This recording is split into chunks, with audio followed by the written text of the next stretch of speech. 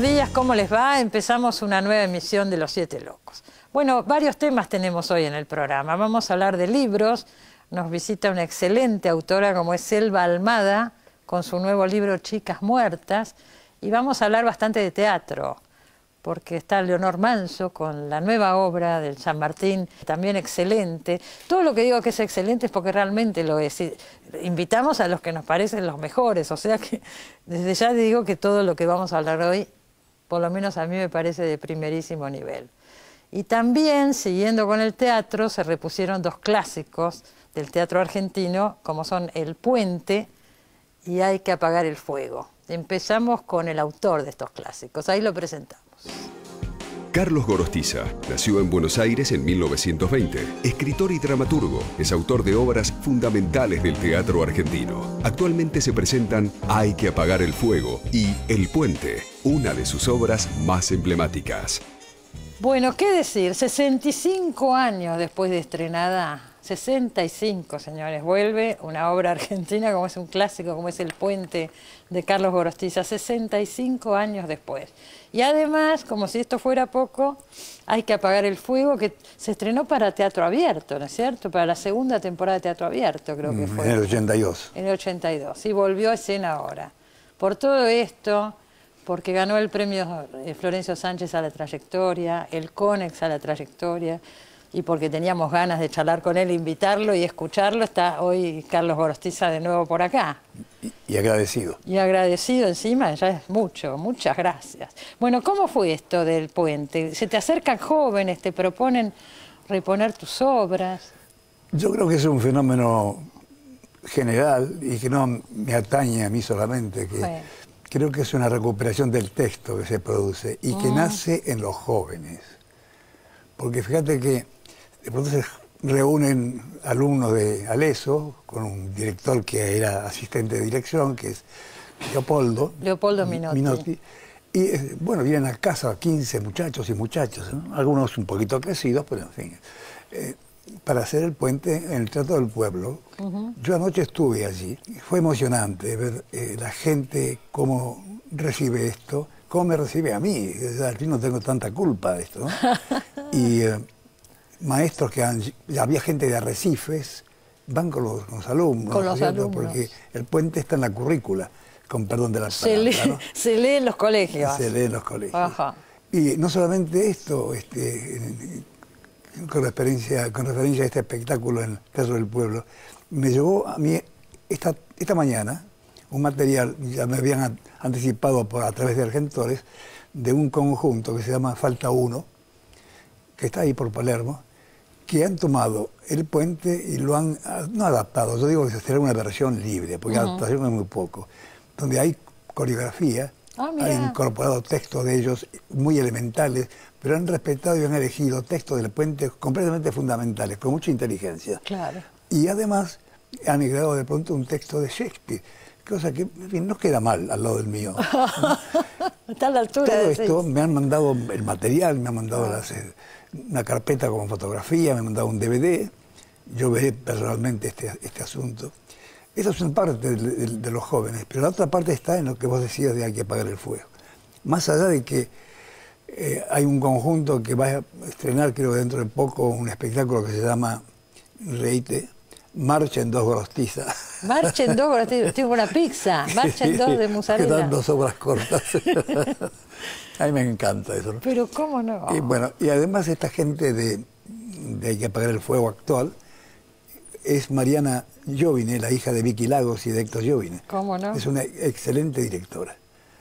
El año pasado habían elegido, a propósito del tiempo, una obra que habíamos hecho en el año, hace 15 o 17 años, ahora se llama Carlos Carela, en aquel tiempo Cátulo Castillo, y fue interpretada por Ulises Dumont, por Gené, María Rosa Gallo, Ciprinkoski, se torna un pequeño elenco, ¿no? Sí. Y me invitaron a ver lo que eran estos muchachos, que eran payasos. A mí me costó un poco decir que no, había equipo que somos amigos. Por Virginia Lago y yo. Y digo, bueno, voy a ir. Fui a ver. Me siento en el espectáculo, empiezan a aparecer los muchachos, los payasos, con la nariz roja, respetando totalmente el texto y las situaciones, y me hicieron entrar en la verdadera carnadura de los personajes, que yo ya había olvidado. Era, diríamos en forma paródica, que se habían desabierto el cuerpo y se veía la sangre viva de los personajes. Fue una emoción muy grande. Claro, y además un riesgo, porque hacerla con clowns, claro, ¿no es cierto? Sí, sí, sí, sí. Tanto es así que después eligieron otra obra, que es la que están dando ahora, que claro, es Hay que apagar el fuego. Hay que apagar el fuego. Y tanto es así que a mí me quedó algo de aquello, porque es una nueva forma de teatro. Eran muy buenos actores, vi que eran realmente muy buenos, y muy buena directora. Y en ese momento, sin pensar en ellos, yo escribí una obra que tiene 5 personajes, que oscilan entre los 19 y los 23 años los personajes. Y después de haberla terminado y haberla sometido a opinión de gente que nos merece a todos mucha confianza por su sabiduría y su eclecticismo, de pronto digo, pero acá en el fondo de estos personajes están los payasos. Mira vos. O sea, ¿te influyó para escribir una nueva obra? Yo creo que sí. Y es así que de pronto los llamé a todos, a Mariana y a los actores, a los 3, les leí la obra. Bueno, saltaron de alegría, no sé si... ¿La van a poner ellos mismos? No sé si porque le habíamos dado vino, porque realmente estaban muy contentos. Mucho. Y les ofrecí la pieza para hacerla. El próximo enero, febrero. Ya se va a estrenar. Y lo vamos a hacer. Todavía no sabemos dónde, pero lo vamos a hacer. A mí me resulta muy impresionante, ¿no? Te estás rodeando de jóvenes todo el tiempo. Y digo yo que soy una especie de elemento utilizado por la historia, porque la historia es pequeña, ¿no? Porque los jóvenes tienen necesidad del texto. El texto es el vehículo para el pensamiento. Se está volviendo al texto, porque durante muchos años estuvo acá la semana pasada Tito Cosa, justamente, y hablaba de eso. ¿Te suena Tito Cosa, más o menos? Hablaba de lo mismo, Carlos, de la necesidad de recuperar el texto. Y se está volviendo al texto, después de muchos años donde... Porque el texto es la concreción de un pensamiento. Cuando nosotros amanecimos al Teatro Independiente, que realmente eran 3 fuerzas grandes, que eran el Teatro del Pueblo, de Leónidas Barletta, que era procomunista, francamente, tenía un dicho que se llamaba Propósitos, cuando se lo prohibían, sacaba Principios, ¿no? Y cuando se lo prohibían, otro con PR, que no me acuerdo cómo, pero era un combatiente, ¿no? Leónidas. Claro. Yo a quien conocí personalmente y hablé con él, por supuesto. En el Teatro del Pueblo actual, ahí se fue a guarecer Leónidas cuando lo echaron de la calle Corrientes. Yo estuve con él ahí, porque yo dirigí un libre debate, cuando yo había escrito El Puente, pero no lo había estrenado todavía, y los compañeros de la Máscara me pidieron que dirigiera un debate con Leónidas allí. Así que esto es importante. Había otro teatro que era el Juan B. Justo, que como su nombre lo indica, era socialista, dirigido por Gilda, y después que era buen teatro en la calle de Venezuela. Y después estaba la Máscara, que venía del teatro anarquista, el teatro proletario se llamaba, con Facio Ebe, con Pasano el Viejo, ¿no es cierto? Y ahí se convirtió el Teatro La Máscara en la calle Moreno. Eran los 3 grupos. Ahí se estrenó El Puente, ¿no? La Máscara. Sí, pero no así, porque ya en el año, así como hubo un intendente distraído que le dio el teatro a Barletta, el teatro que se llamaba Teatro Nuevo antes, que es el lugar donde ahora está el Teatro San Martín. San Martín, sí. Y le dio a Gilda en Venezuela un pequeño lugar también, y a La Máscara en la calle Moreno. Apareció otro intendente, no tan distraído, que borró todo Sacó todo eso. ¿No? Y entonces nosotros trabajamos combinando horario con dineros que trabajábamos todo el día y alquilábamos lugares, ¿no es cierto? Pero teníamos una regularidad. En La Máscara veníamos de hacer Molière, de hacer Perguín, de Ibsen, de hacer Crimen y Castigo, Dostoyevsky, y de pronto apareció El Puente de Gorostiza. ¿Qué tal, con vergüenza personal. Y eras un yo chico. Yo me acuerdo la cara de María Rosa Gallo, estábamos ensayando Antígona, y yo había empezado a ensayar El Creonte con Adolfo Celli. De actor. ¿Vos como actor? Yo como actor, haciendo El Creonte. Y me había elegido Adolfo Celli viendo Crimen y Castigo. y de pronto aparece el desafío de escribir una obra argentina que hacía falta, y me dicen, a vos que te publican poemas y que tenés obras de títeres, ¿por qué no escribís una obra? Fue un desafío. Y yo me fui a casa y me pareció El Puente. Y cuando a la semana después de escribir algo, sobre todo con lápiz escribía porque no tenía otro medio, y fui al director y le dije... Otro medio, una lapicera, ¿no? Bueno, en aquel tiempo no había virome. No había virome, No. que era todavía la pluma. Yo ayudé a cucharita. lanzarlo en el 50 y tantos. ¿Ah, qué? ¿La virome? Yo era publicitario, yo lancé la publicidad de virome. Ah, mirá. La bolilla que faltaba. La bolilla que faltaba. Sí. Y entonces se renuncia y escribí El Puente, ¿no es cierto? Y un día entonces me dice María Rosa, decime, ¿y ahora después de Antígona qué van a hacer?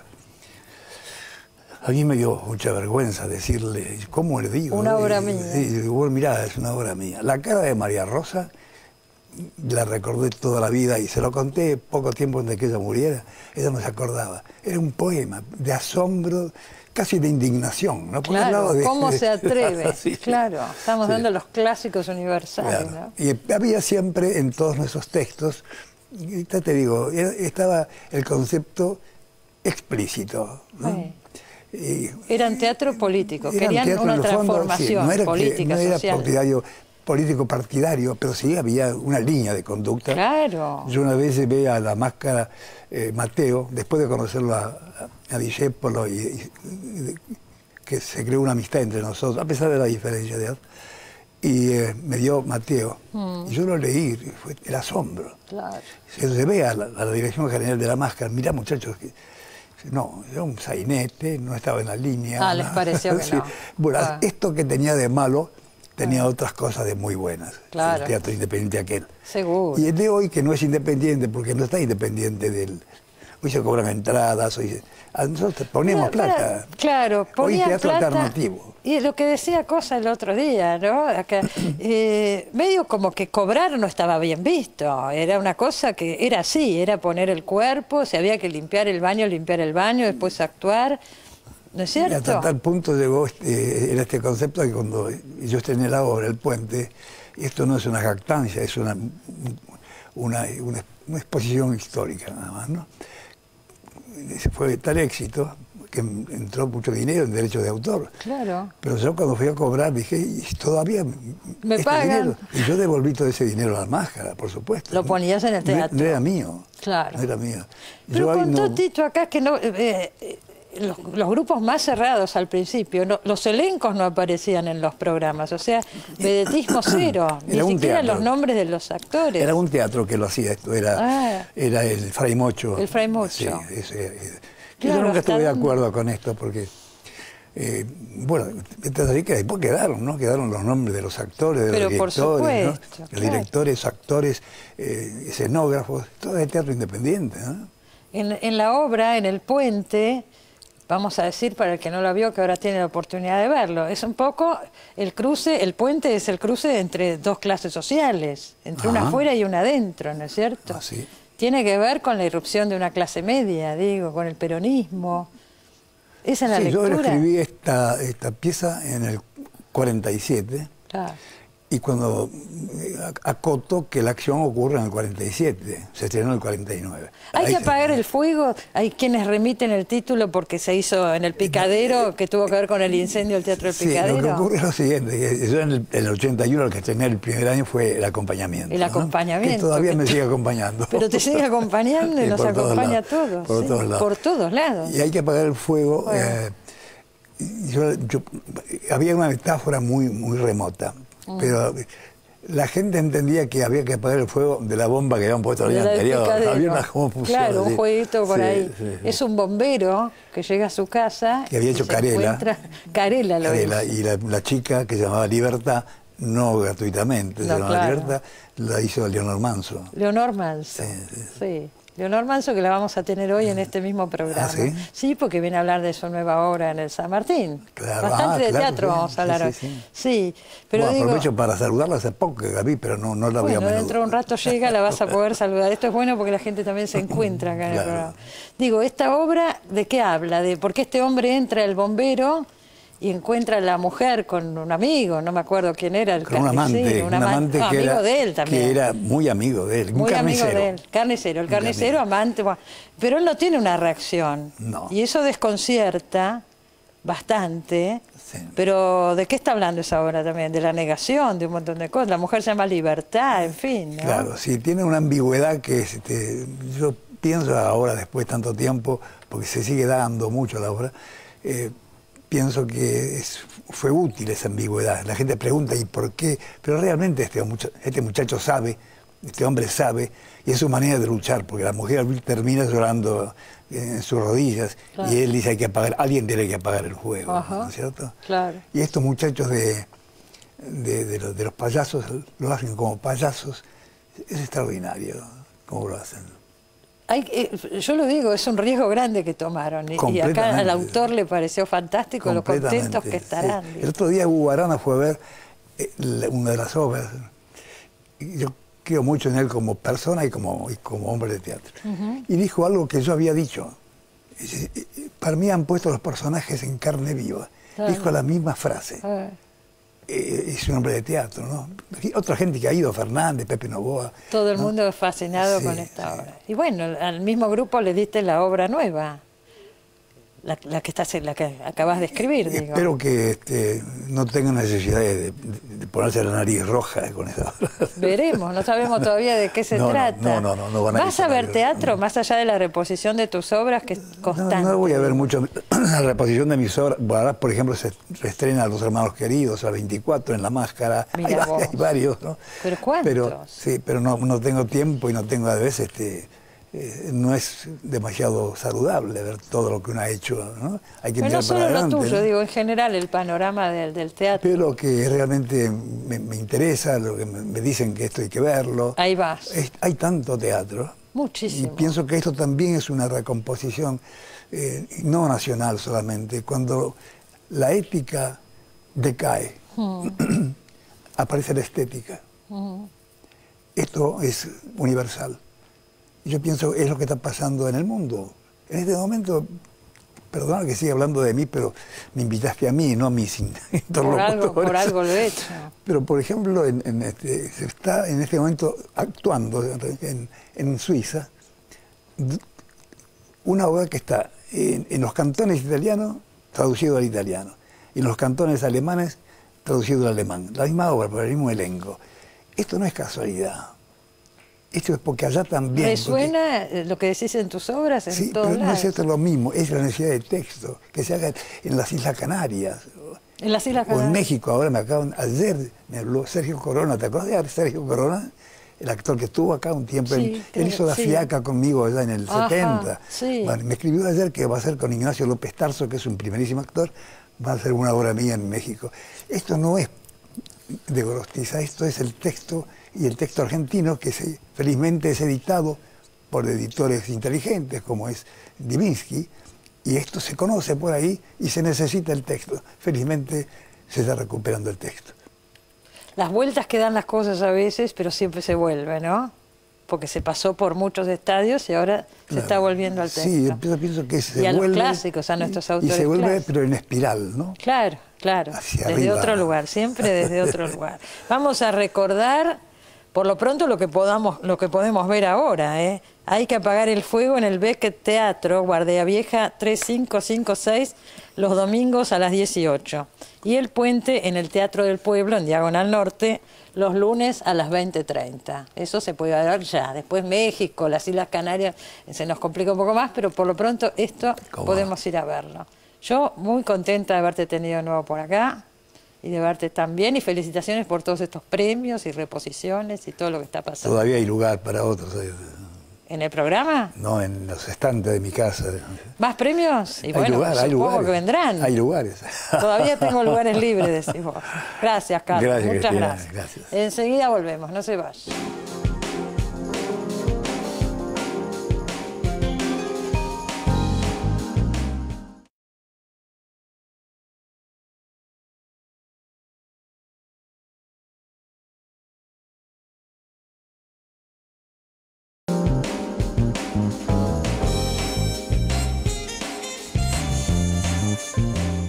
Bueno, vamos a seguir hablando de teatro, ¿eh? Lo tuvimos a Carlos Gorostiza en el primer bloque, está Leonor Manso con nosotros, por una obra extraordinaria que recomiendo, que está en este momento en el Teatro San Martín.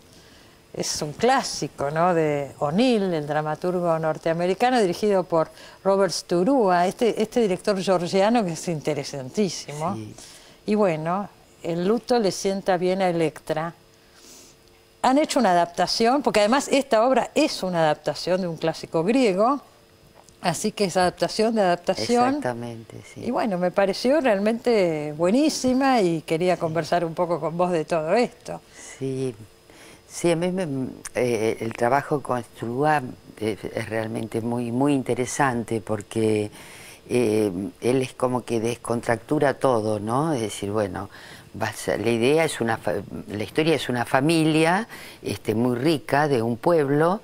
Los Manon ha terminado una guerra, es el regreso del general Manon a su casa. Es la guerra de secesión en Estados Unidos. Exactamente, eso y el crimen, el asesinato de Lincoln. Claro. Es decir, creo que lo que muestra la obra es justamente cómo todas las bases morales y éticas de un pueblo, después de una guerra, son totalmente arrasadas, claro, ¿no?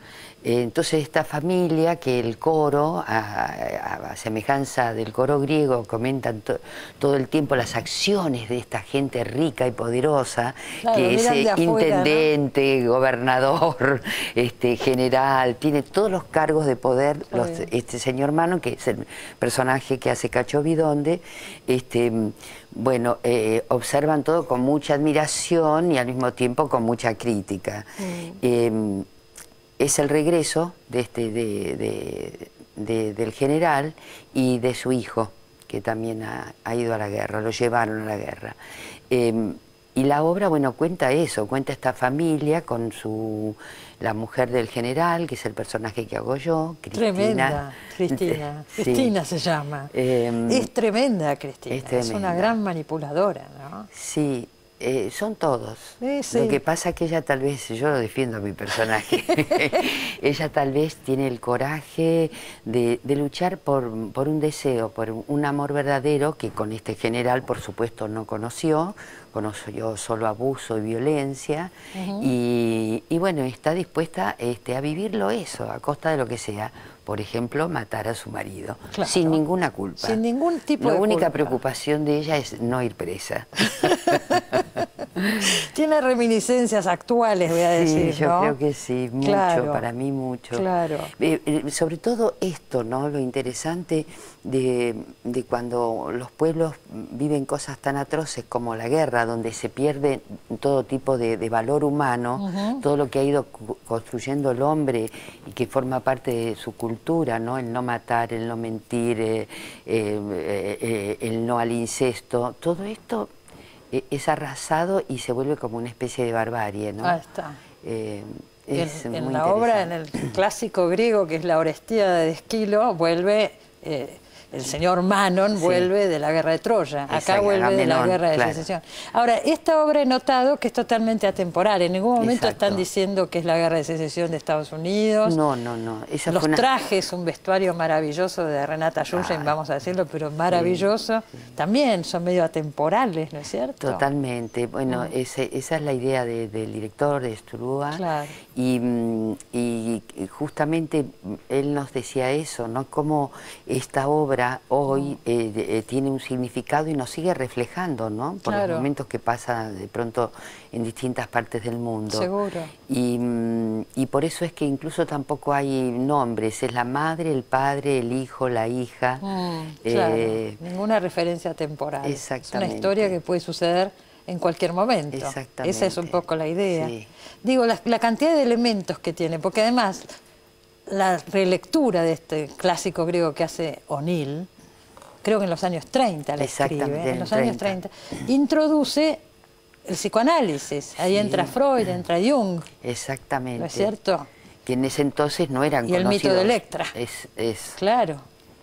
Pero de todas maneras eso tampoco está marcado en esta apuesta. No, la parte psicológica no. Está puesto estos personajes, ya te digo, en estas circunstancias, y el mismo Electra, ¿no es cierto?, que es la gran vengadora, no hay ninguno bueno. No. Son todos, cumplen sus funciones sin ninguna culpa. Sí. Electra está decidida a vengar supuestamente a su padre, pero uno ve que en realidad lo que está es enamorada del amante de la madre. Sí.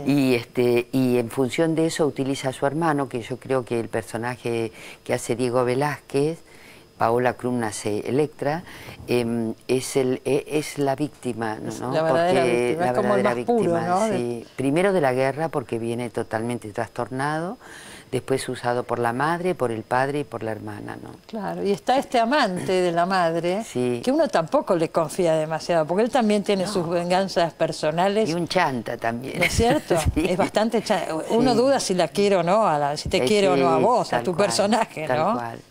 Sí, y esa visión, digamos, como un personaje reconocible hoy, a Nacho Gadano, que es el que hace este personaje, Sturúa siempre decía, es como Mastroianni en Matrimonio a la italiana, ¿no? Matrimonio a la italiana, sí. Tiene algo de chanta. Claro, claro. Así lo marcaba el director. Sí, y además es el personaje como justamente de alguna manera más libre en un sentido, el más poético, navega, anda por el mar, por las islas y tiene una fascinación con eso. Y hay otro personaje que es una especie de relator, que es el que hace Pablo Brista. Así es, sí. Que ese, yo me imagino por verla, que está muy recreado también con respecto al texto de O'Neill, ¿no? Totalmente. Creo que justamente Sturúa utiliza este personaje que existe en la obra de O'Neill, que es el jardinero, que es el que conoce la historia de toda esta familia. Claro. Pero Sturúa dramáticamente, el personaje que hace Pablo Brista, lo utiliza también para cortar y romper la posibilidad de que se instale el drama, siempre que produce un distanciamiento, ¿no? Sí. Y risa también en muchos momentos. Totalmente. Porque vamos a decir eso, la obra original es un drama, sí. Y acá, no sé, es drama y es comedia también. Sí. Está tomada desde afuera y con situaciones graciosas. Porque creo que es el concepto del director, ¿no? Es decir, es un hombre del absurdo. Claro. Es decir, si uno nace para morir, cualquier gesto del humano, con esa referencia, nada puede ser tan importante ni tan dramático. Ni tan dramático. ¿No? Entonces siempre hay algo ridículo y payasesco en los gestos del hombre. Ya se fue el director, ¿no es cierto? Ya se fue, claro. Al otro día se fue. Sí. Se vino a esta puesta y se fue. No es la primera puesta que pone en San Martín, ya tuvo varias. Sí, 2 o 3 puestas. Y es un director muy interesante, pienso. Sí, muy interesante. ¿Sabés qué es lo interesante? Justamente que te produce y genera en todos nosotros una gran libertad, la posibilidad de ver las cosas no frente a lo evidente, esto es un vaso con agua, sino ver algo más. Es en realidad un globo submarino que está en el aire, ¿no? Claro. Entonces, pero ¿cómo se le ocurre esto? Y empezás a transitar esta idea y ves que es posible, que es mucho más rica. Ustedes leyeron primero el texto y después se encuentran, cuando empiezan a trabajarlo, aparecen todos estos elementos del director. Sí, él nos planteó eso. Porque es complejo, yo coincido que la obra de O'Neill, que realmente es extraordinaria, justamente en el 31 se estrenó. En ese momento no había un conocimiento popular de Edipo, Electra, los manejos, los mecanismos, las manipulaciones. Wow. Cuando hoy lo lees te causa un poco de gracia porque es algo evidente que ya popularmente se maneja eso, ¿no? Claro. Sí. Es medio un culebrón, ¿no? Hay momentos que trabaja así, ¿no es cierto? Con esos elementos. Sí. ¿Cuánto tiempo la ensayaron? Y casi 4 meses. Ay. Porque además, bueno, Sturúa entiende el castellano, habla muy poquito. Natalia, su colaboradora de hace 30 años, que sí habla perfecto castellano, entonces era lo que él nos decía, lo que Natalia nos traducía, lo que nosotros entendíamos, lo que después Natalia le traducía de lo que nosotros le decíamos. Bueno, ahí hay un tiempo y también una comprensión. Es muy agotador, muy agotador porque no hay una conexión directa, ¿no? A través del idioma. pero muy interesante. Te teñiste de rubia para hacer este Sí, personaje. sí, Yo sí. le digo que se lo deje porque me gusta mucho, le queda muy lindo. Sí, porque la obra de O'Neill, todo el tiempo él habla de la semejanza de la madre y la hija. Paola y yo no tenemos mucho. Entonces pensé que tal vez era atractivo marcar justamente la diferencia, lo opuesto, ¿no? Claro. Sí. ¿Y eso lo consultaste con el director o vos sola fuiste? Sí. Se hablaba. En realidad fui y apareció un día así y le pareció bien. Y le pareció bien. La entrada, la primera entrada de Leonor en la obra, entra como una diva, porque sos una verdadera Sí. diva, con un traje maravilloso de Renata Ay, Yuyen, sí, ¿no? De sí. tafetas, qué sé yo, y muy peinada, con ese pelo rubio, y mirando al mundo así como, no sé, una estrella de Hollywood entrando a los Oscars, más o menos. Sí. ¿No? Y además me hace romper la cuarta pared, cosa que siempre es muy difícil para los actores, Sí. porque bueno, saluda al público y ya le comenta su opinión sobre esa casa. Claro, claro, todo el tiempo están con ese, rompen la cuarta Sí, pared. sí. Bueno, Brista, el personaje el Él, narrador. bueno, porque él sí es el constantemente. nexo justamente en eso. Tiene por eso, Sturúa se permite muchas cosas que a priori dice, pero ¿cómo va a ser eso? No, pero sí es una tragedia, y los griegos, y lo que me parece realmente, y acuerdo, es que el sentido que tiene una obra, y sobre todo esto, por eso es un clásico, es que nos sigue representando hoy. Pero claro. ¿No? Es decir, uno reconoce esos personajes, reconoce esos mecanismos, esos deseos, y esa falta de escrúpulos. Absoluta, pero absoluta. Sí. ¿Hasta cuándo van a estar? Porque yo sé que la obra anda muy bien, pero los plazos en San Martín son Mira, acotados. creo que hasta mediados de agosto, no sé bien, Ah, pero creo que bastante. tienen idea de a lo mejor seguir un poquito más, no sé, porque la programación, Claro. como vos decís, está Ya están marcadas. Eso determinada, es comprensible, pero también es duro, porque no depende de que tenga éxito o no la obra, sino que es un teatro Exactamente. oficial y dura el Y tiempo así que tiene es, que sí. durar. ¿Qué días están? Vamos a decirlo. Los que están en estamos Buenos Aires la recomendamos mucho. De desde miércoles a domingo, Sí. estamos los días de miércoles a domingo a las 20:30. Ajá. Y los sábados a las 19:30. Los domingos a las 19:30. Es en el Teatro San Martín, ¿no es cierto? Acá en la calle Corrientes, que de paso debo decir están haciendo grandes refacciones. Sí. Y el día que fui al estreno de El mito le sienta bien Electra, lo encontré al director, a Ligalupi, A Alberto, y me sí. decía que están trabajando en circunstancias complicadas porque está la obra Sí. y están ensayando. Es simultáneo, sí, ¿Y sí. cómo fue ese proceso? Bueno, el teatro está muy caído desde hace muchos años. Entonces, bueno, hay algo ahí medio complejo, está medio...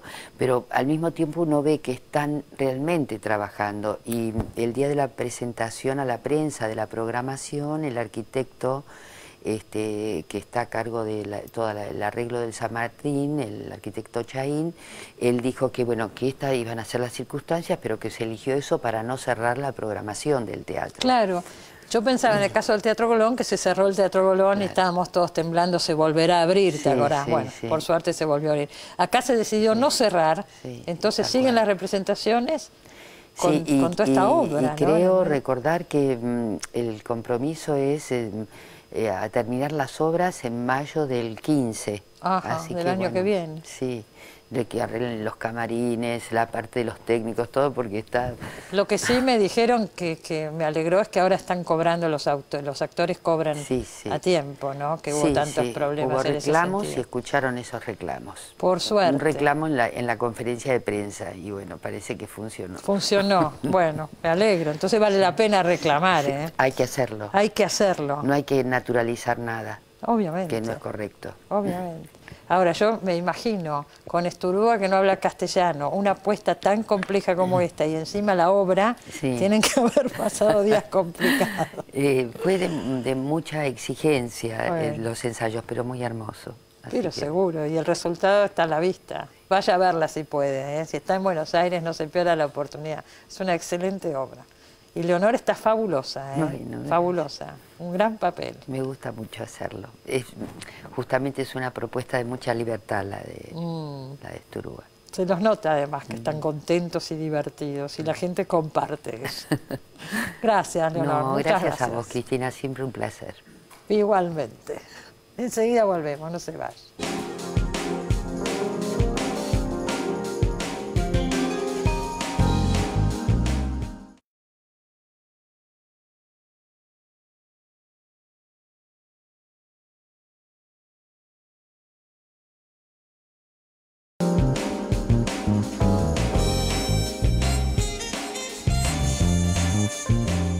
Seguimos con el programa y presentamos a nuestra próxima invitada. Selva Almada. Nació en Entre Ríos en 1973. Escritora. Es autora de las novelas Ladrilleros y El viento que arrasa. Chicas muertas es su último título publicado.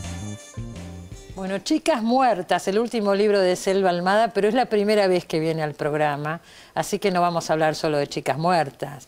Hay una novela extraordinaria, a mi criterio, de Selva, que se llama El viento que arrasa, que salió, que hará 2 años. Salió, sí, en el 2012. En el 2012. Por esas cosas que suceden, yo no la había leído en su momento, la leí ahora, y realmente dije, ¿cómo yo no había leído esta novela antes? Falencia que reconozco, porque es una gran novela, me parece. Ha tenido mucha repercusión, inclusive ahora en el Salón del Libro de París el mes pasado, una de las autoras que más convocaron, etcétera, fue Selva Almada con esta novela. Entonces yo estaba en París y decía, pero yo no la leí, qué vergüenza. Y volvíme a Valenciana a leerla y realmente sí, es cierto. Es una gran novela, pero además tiene muchos factores interesantes, me parece. Primero porque es una novela que no es localista para nada ni folclórica, pero es una novela del interior. Sí. ¿No es cierto? Sí, sí, sí. O sea, me gusta trabajar con los materiales, con esa geografía, con esos personajes. Ajá. Pero bueno, no sé, sí, supongo que algo en la escritura lo aleja de los localismos o del pintoresquismo. No tiene eso para nada. O de lo folclórico. Sí, no. Que en realidad creo que muchas veces se malinterpreta la literatura regional vinculándola a lo folclórico. Claro. Cuando hay grandes autores que justamente se han alejado de eso, como Moyano, por ejemplo, Daniel Moyano, ¿no es Juan cierto? José Hernández. Exacto, grandes autores. Grandes pero autores, además sí. son autores de las provincias. Claro. Vos sos de Entre Ríos. Yo soy de Entre Ríos, de Villa Elisa, De que Villa es un Elisa. pueblito del interior. Acá hay un gran conocimiento, pienso, porque además de lo que pasa en la novela, que ahora vamos a contar un poquito, no es solamente lo que pasa, es el clima de dónde pasa. Hay, por ejemplo, un momento un capítulo donde el protagonista es un perro. Sí. Y todo lo que está sucediendo ahí, como lo está viviendo el perro. Me Sí. pareció grandioso a mí ese capítulo. Grandioso. Sí, sí, me parecía como los protagonistas, o uno de los protagonistas de la novela por lo menos, siempre ha vivido con perros y tiene muchos perros y son su compañía hasta que aparece Tapioca, que es su ayudante, quizás su hijo, bueno, nunca está muy claro. Entonces me pareció que podía ser que en algún capítulo se contara a través del perro, y justamente lo que se cuenta es una tormenta, entonces, bueno, me parecía... ¿Cómo la percibe? Claro, ¿no? cómo el perro percibe la tormenta antes de que llegue. Pero además está puesto, pienso, en un momento clave del libro, porque viene una tensión bastante fuerte. Uno está diciendo, ¿y ahora qué va a pasar? Y corta y aparece la visión del perro, ¿no es cierto? De Sí. cómo empieza a percibir la tormenta. Sí, Está muy también bien. me permitía ponerme un poco más lírica en esa parte. Es lírica. Entonces Yo pienso que sí. me gustó hacerlo así, a través de un perro. Es una historia que transcurre en un lugar, en medio del campo, un taller mecánico, donde cae un pastor religioso con la hija a que le arreglen el coche por la ruta, se está quedando así. Y es lo que sucede entre estos 4 personajes. El mecánico con este hijo, que no se sabe muy bien si es hijo, pero es ayudante, y el pastor y su hija, que son 2 adolescentes, Sí. los 2 chicos. Pero más allá de todo eso es protagonista, pienso, el lugar. Transcurre todo que en un día y medio debe ser. Sí, creo que no llega un día entero. No llega un día Unas entero, pocas bueno, horas. y los flashbacks con las historias, Claro, ¿no? que se van reconstruyendo Ellos. a las historias de los personajes a través de los flashbacks. Bueno, el libro atrapa todo el tiempo, uno no sabe que hay como un clima latente que uno piensa que va a pasar algo, pero nunca lo que termina pasando, o sea que también tiene un factor sorpresa fuerte, ¿no? Sí, sí, quería... a mí me gusta contar historias chiquitas. Y en esta en particular quería como contarlo como, bueno, la ruta está muy presente, porque de hecho ellos se van camino hacia otro lugar, y si el auto se les queda en la ruta, y por eso tienen que pasar esas horas en ese lugar. Entonces pensaba como, bueno, cuando uno va en la ruta y ve el paisaje así pasar rápidamente, Entonces la idea de esta historia chiquitita era, bueno, como cuando uno pasa y ve casi por el rabillo del ojo una escena, pero no se termina de conformar porque uno ya pasó. Seguro. Entonces por eso también se concentra en esas pocas horas y no sabemos qué va a pasar. O sea, una vez que termina no sabemos qué pasa con esos personajes o no terminamos nunca de tener muy claro el pasado de ellos. Claro. Claro, igual tenemos unos cuantos elementos, te voy a decir. Sí. Hay mucho contado. Es no, corta, digo porque muchos chiquita. lectores se quejan y me dicen, ¿te dicen? pero y escribí la segunda parte porque No. nos quedamos sin saber qué había pasado. Pero como esa es la rápido. gracia, ya está. No, ¿qué segunda parte? Yo estoy en contra. Yo de eso. también estoy en contra, por suerte tengo otras historias para contar. Pero... ¿No es cierto? Unas cuantas debes Sí. tener, ¿no? Historias así de pueblo chico, de... Digo, después escribiste otra novela que se llama Ladrilleros. Ladrilleros, sí. Que aún no he leído, pero ya voy a leer.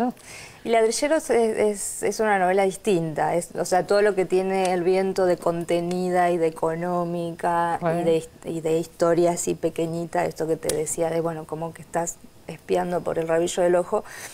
Ladrilleros es explosiva, o sea, esto es una historia más violenta, el lenguaje es más violento, mucho más coloquial, que en el narrador de Ladrilleros, que es un narrador omnisciente también, pero se pega tanto a los personajes que hasta se contamina con el lenguaje de los personajes de la novela. Así que es bien distinta. ¿Y dónde transcurre Ladrilleros? También transcurre en la misma zona, en el norte del litoral. Ajá. En el viento por ahí hay más marcas geográficas como más puntuales. En Ladrilleros preferí borrarlas y que, bueno, sea algún lugar del norte del litoral, en algún año que más o menos podemos llegar a adivinar porque no hay celulares, no hay internet, etcétera. Claro. Pero bueno, como es bastante impreciso. ¿Cuántos años hace que vivís acá en Buenos Aires? Yo vivo desde el 2000, hace 14 años. Hace 14 años. Sí. ¿Qué viniste a estudiar acá? ¿Qué viniste? No, yo estudié el profesorado de literatura en Paraná, donde viví muchos años antes de venir acá. Y vine, en realidad mi marido estaba trabajando acá. Y yo había tenido siempre un poco la fantasía de vivir en Buenos Aires y en ese momento, la verdad, ahora quizá está todo como más aceitado o por ahí hay más posibilidades de escribir en el interior y publicar y demás, porque hay editoriales chiquitas, muchas, independientes, sí. bueno. Y además porque circulan más los autores gracias a internet y las redes sociales y demás. Si no era muy difícil. Pero hace 15 años atrás era muy difícil publicar en Entre Ríos y hacer de la escritura un oficio. Así que un poco vine por eso y cuando vine, yo ya escribía hacía muchos años, no había publicado nada, por supuesto, y tampoco había hecho nunca un taller porque allá no había tampoco talleres de escritura. Así que cuando me vine a vivir acá, lo primero que hice fue buscar un taller de escritura. ¿Y a dónde fuiste? Y ahí fui con Laiseca, con Alberto Laiseca. ¿Con Alberto Laiseca? Que es mi maestro. Wow. Y bueno, después hemos hecho una relación de amistad y cariño muy profunda. Y ahí ir al taller de él también me permitió, me abrió mucho el horizonte de escritura. Al escribir sola, allá, sin mucha idea. Pero claro, por supuesto. Así que fue un gran escritor, Alberto Laiseca. Muy positivo para mí. Y ahora dejás la ficción, por lo menos por un rato, y hacemos un libro que se llama Chicas Muertas, sobre 3 casos de chicas de femicidio, 3 casos de mujeres que aparecieron estranguladas o acuchilladas o como fueran, costados de la ruta y demás, y que nunca se aclararon. Por lo menos no hay nadie preso por ninguno de estos 3 casos. Sí, son 3 casos que, bueno, ya están cerrados porque fueron crímenes que ocurrieron en los años 80. Los 3 en los años 80. Los 3 en esa década y ninguno se resolvió, o sea, nunca hubo nadie preso por estos crímenes. Y el disparador en realidad del libro es uno de los casos, que es el que después me hace buscar otros 2 más como para armar un corpus y pensar un libro, que es el caso de la chica entrerriana asesinada, que vivía y fue asesinada en un pueblito cerca del mío.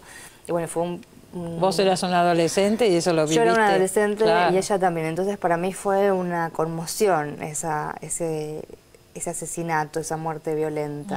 Y bueno, fue un caso que siempre, una historia que siempre me quedó dando vueltas, y bueno, algún día iba a escribir algo, pero no quería que fuera una ficción. Quería contar su historia, contar su muerte, pero no desde la ficción. Me parecía que novelarlo era hasta banalizar. Claro, que quedara ahí el testimonio, de casos que se han olvidado además. Porque... Casos que se han olvidado, casos que al haber sucedido en pequeños pueblos del interior tampoco tuvieron una trascendencia nacional, es decir, estos casos nunca llegaron a ninguno de los diarios de circulación Capaz nacional. que porque nadie se movió lo suficiente, porque si uno piensa en María Soledad Morales... Bueno, yo pensaba mucho porque María Soledad murió, la asesinaron en el 90, y a Andrea, que es esta chica, en el 86, o sea, habían pasado unos pocos años, y yo me acuerdo que en ese momento, que yo tenía 17 años, yo tenía la edad de María Soledad, pensaba eso. Pero mirá, si acá nos hubiésemos movilizado de esta manera, quizá esta muerte no hubiese quedado en el olvido. Así que un poco María Soledad, el caso de María Soledad también es un poco un paradigma que yo, no aparece en el libro, pero que para mí lo usé como, bueno, porque creo que también hubo un poco un antes y un después en el tratamiento que los medios le empezaron a dar a este tipo de casos a partir de María Soledad. Pero estos tres son anteriores, los tres. Los tres son anteriores. Los tres son anteriores. Los tres son anteriores. La idea era, bueno, buscar casos de mujeres adolescentes, que eran adolescentes contemporáneas mías, digamos. Tendrían ahora más o menos la misma edad. No, porque además contás en el libro, y es interesante, los miedos... Situaciones, no con estos finales obviamente, pero que vos pasaste haciendo dedo en la ruta, cosas por el estilo, están contadas acá, ¿no? Siempre el peligro. Sí, porque, o sea, también un poco la idea era contar estos tres femicidios, pero también contar esas pequeñas cositas de violencia cotidiana que sufrimos todo el tiempo las mujeres y que no llegan al extremo de la muerte, pero que están todo el tiempo ahí, viste, como la canilla rota, goteando. Entonces para eso conté algunas anécdotas que son de las que yo soy protagonista, y otras que me han contado. Bueno, y como tejer una trama que vaya por debajo de la trama de los casos puntuales de violencia cotidiana, de esa cosa que todo el tiempo... Que está latente, que está ahí, ¿no? Sí, es cierto. Esa era la idea. Bueno, señores, me tengo que ir al corte, pero acuérdese, Selva Almada, hemos hablado de sus novelas, El viento que arrasa, Ladrilleros, y ahora Chicas muertas, estos testimonios. Y ahora volverás a la novela, supongo. Ahora sí, retomo una novela que dejé suspendida para terminar este libro. Así que la próxima supongo que será una novela. Ahí ya la leeremos. Gracias por haber venido, Selva. Gracias, Muchas gracias y te felicito de verdad. Muchas gracias. Enseguida volvemos, no se vaya.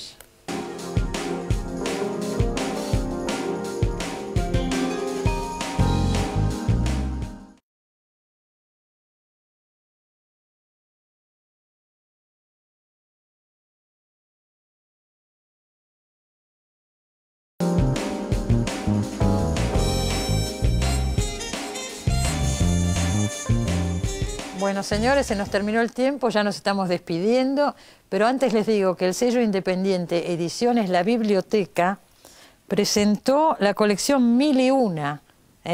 Son libros de poetas integrantes de la Clínica de Escritura Poética de la Biblioteca Nacional, que en este año 2014 cumple 10 años de trabajo. Esta colección, que dirige Liliana Lukin, se presentó ayer en el Museo del Libro y de la Lengua. Es una oportunidad para leer poetas nuevos muy interesantes. Bueno, como siempre, nos vemos el sábado que viene, acuérdese, en Los Siete Locos por la televisión pública. Muy buena semana para todos. Chao.